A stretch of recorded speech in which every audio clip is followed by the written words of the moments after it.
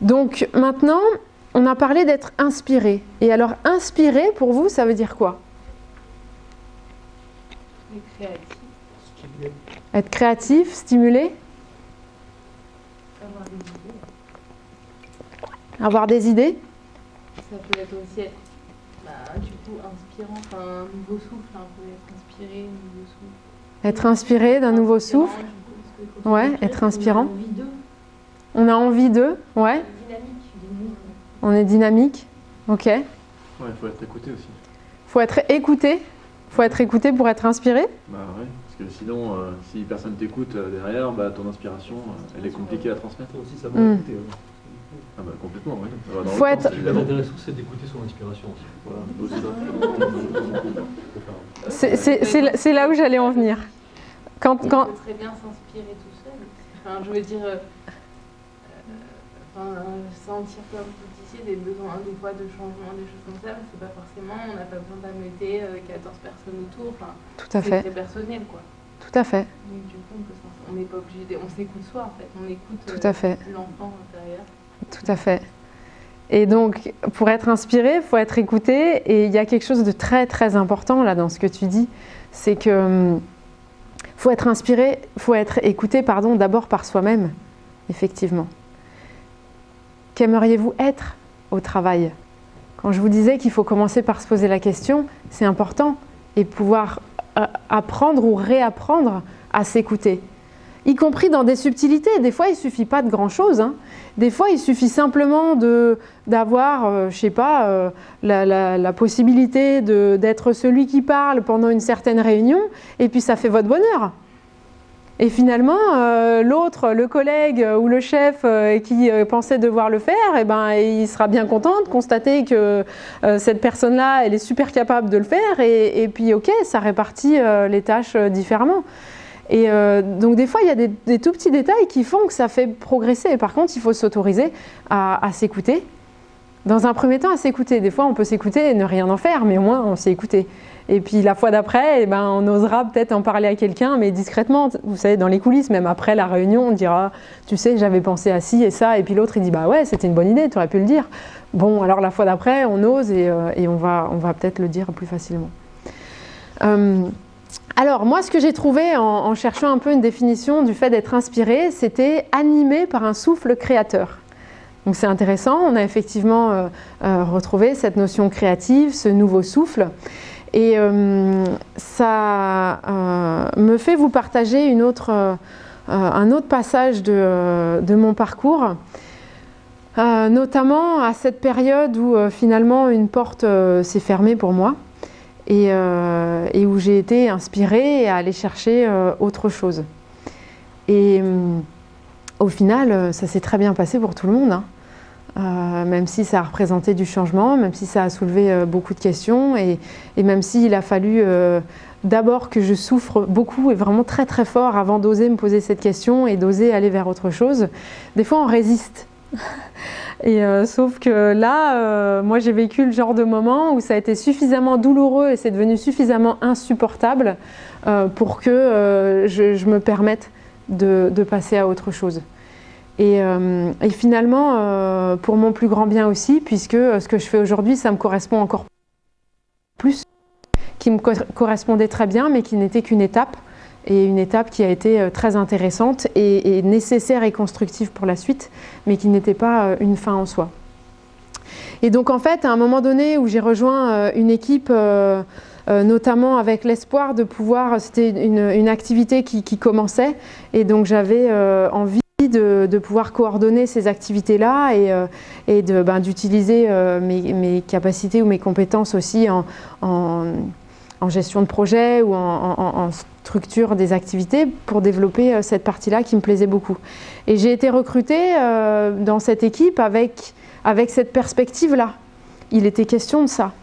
Et sauf que après quelques temps, le jour où est venue la répartition des activités, aussi maladroitement que gentiment, la personne qui était responsable de l'équipe fait le point avec moi.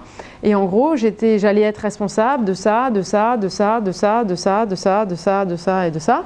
Et puis en plus de tout ce que personne voulait faire aussi. Parce qu'un jour, j'avais dit, ouais, mais il n'y a pas de problème. Moi, si je coordonne les activités de l'équipe, qui était quelque chose qui était très stimulant pour moi, je peux faire tous les trucs que personne n'aime faire, parce que moi, ça ne me dérange pas de faire les trucs qui sont importants. Je ne sais pas, ça pouvait être juste un peu presque un peu de logistique ou d'administratif, même technique, bref, ça ne me dérangeait pas du tout. À partir du moment où je suis satisfaite sur ce qui est important pour moi, j'avais la latitude de faire ces autres choses-là. Par contre, en tout cas c'est la perception que j'en ai eue sur le moment, hein, j'allais m'occuper de tout, plus de tout ce que personne veut faire, sauf du seul truc qui était vraiment important pour moi. Et alors là, ça a été le coup de grâce. Et je lui dis, mais dis-moi, si je m'occupe de tout ça, mon collègue, il va faire quoi exactement ? Et là, aussi gênée que possible, parce qu'elle n'avait pas osé me le dire, elle me baragouine qu'effectivement, il va s'occuper de la coordination des activités. Ok. Il est possible que j'ai délicatement claqué la porte en sortant de ce rendez-vous-là, même si je suis partie très poliment, j'avoue que c'était beaucoup, quoi. Surtout que, comme ça arrive parfois ou peut-être même souvent, c'était une période où j'étais déjà bien chargée en activité, parce que aussi on a toujours envie de faire beaucoup et de montrer de quoi on est capable pour montrer qu'on est capable d'encore plus. Et puis tout le stress de cette situation, vous rajoutez à ça éventuellement quelques petites problématiques personnelles ou un peu de fatigue, vous rajoutez à ça le fait que j'ai une grand-mère qui est décédée juste à ce moment-là, donc il fallait en urgence prendre l'avion, traverser la France et se retrouver dans des contextes émotionnellement aussi assez chargés, et il y avait sûrement d'autres choses encore, enfin le cocktail qui fait que ouais. Ok, là il y a un moment où la saturation elle est tout à fait bienvenue presque pour justement aborder les choses différemment. Et donc il y en a qui peuvent parler de burn-out, pour moi c'est vraiment juste une... j'ai pas envie de mettre des gens ou des circonstances dans des cases, parce que je trouve qu'une fois qu'on est dans une case, après c'est presque difficile d'en sortir, alors qu'au contraire quand on reste dans cette souplesse de on est comme on est, à un moment donné on se sent comme on se sent, et si on a envie de se sentir autrement, et bien justement on a la possibilité de faire changer ça. Donc face à cette difficulté, à un moment donné je me suis retrouvée avec le remplaçant de la responsable temporairement. J'ai eu l'occasion de parler de cette situation parce que, alors, pour moi c'était tout à fait ok, dans le sens où j'avais pas envie de me prendre la tête avec tout ça. Je suis même allée voir mon collègue pour lui expliquer que oui, j'étais super déçue, mais que ok, il pouvait être tout à fait légitime aussi de faire des choses très bien dans ce rôle-là, et que je voulais collaborer dans les meilleures conditions avec lui. Je ne suis pas sûre qu'il ait bien compris ce que je voulais dire. Il m'a mis énormément de pression. Il y a eu un contexte très difficile où mon manager, qui était le seul en position hiérarchique d'autorité ou d'agir, disons, vis-à-vis de mon poste, lui, il me donnait certaines directives ou certains messages. Mon collègue qui coordonnait les activités dont je faisais partie, il me donnait d'autres directives. Et alors des fois, il fallait refaire le boulot 3 fois. Et j'ai retrouvé dans mes notes, j'avais pris des notes, c'était extraordinaire. J'ai retrouvé que, par exemple, quand enfin on allait avoir un meeting tous les 3 pour pouvoir clarifier qui veut quoi exactement et confronter, et ben il se trouve que mon collègue n'était pas là. Donc je me retrouvais jamais avec les deux en même temps. Et alors c'était horrible d'être prise entre deux feux comme ça, et c'était beaucoup de stress et de pression. Et puis beaucoup de réflexions aussi du genre, si un jour je posais des vacances, c'était genre ah mais dis donc tu prends beaucoup de vacances, alors que j'en avais pas pris de l'année et que justement j'avais tous les congés à écouler. À un moment donné il faut bien. Voilà, donc j'ai eu un entretien avec une autre personne de l'équipe qui me disait globalement il a sûrement envie de faire ses preuves pour pouvoir aussi avoir d'autres opportunités lui de son côté. Ok, c'était ok pour moi qu'il veuille faire ses preuves, par contre pas à mes dépens.